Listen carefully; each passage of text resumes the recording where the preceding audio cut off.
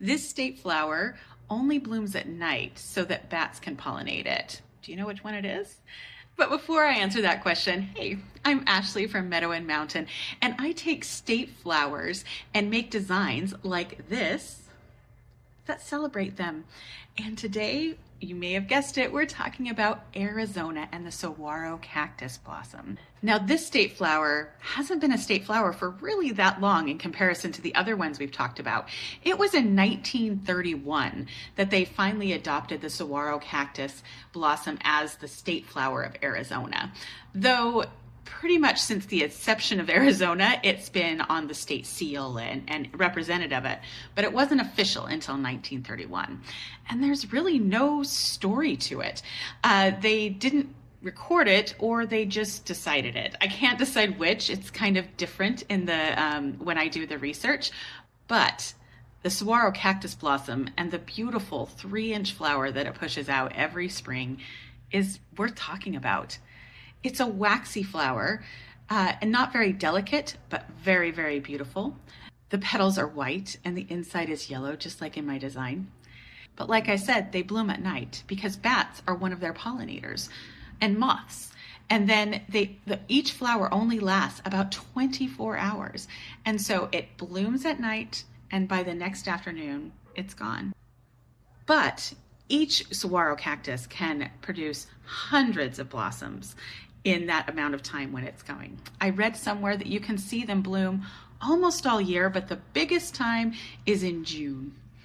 And if you've ever looked at a saguaro cactus, like, you might not know what a saguaro cactus looks like.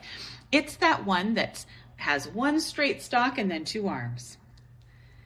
And they can grow to 40 to 60 feet tall. 6 stories, that's 6 stories, that's a 6-story building. That's a really tall cactus.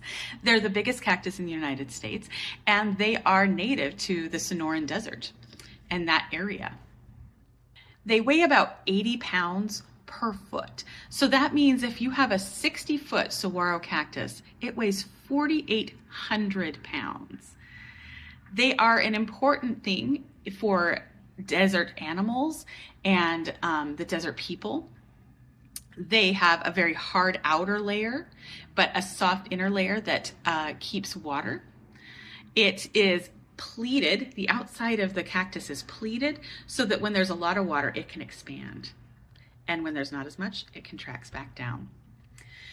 Hawks and some other birds nest in the crooks of their arms, as it's called, and the fruit that's produced after each of the blooms are pollinated is something that both Native Americans of the area and the animals rely on.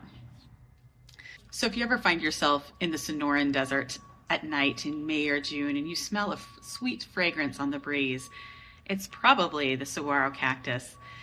And you can take a minute to appreciate this 60-foot cactus that's probably about 200 years old.